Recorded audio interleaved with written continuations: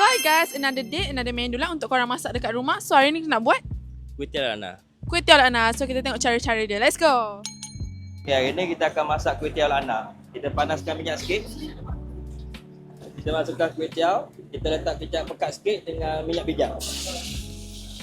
Dan kucau sampai spasi. Okey, boleh angkat.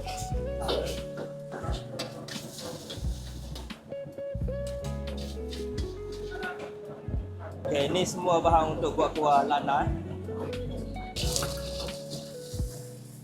Okey, lauk kita akan guna udang, sotong, isi ayam. So kita masukkan lada, bawang putih, batang sup, bawang holland. Sikit sekali. Okey, kita masukkan 1 sendok air putih. Setengah sendok lagi. Masukkan perasa, kita stok 1 sudu, garam setengah sudu, gula 1 sudu, ajinomoto setengah sudu. Kita masukkan kicap pekat sikit, sos tiram 1 sudu, air lima 2 sudu. Dan kita masukkan tepung jagung untuk pemekat kuah. Bacur dengan air putih.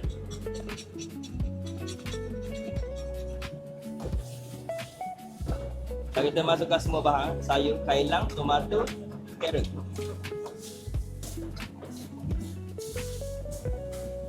Okey, kita tunggu untuk dihidang.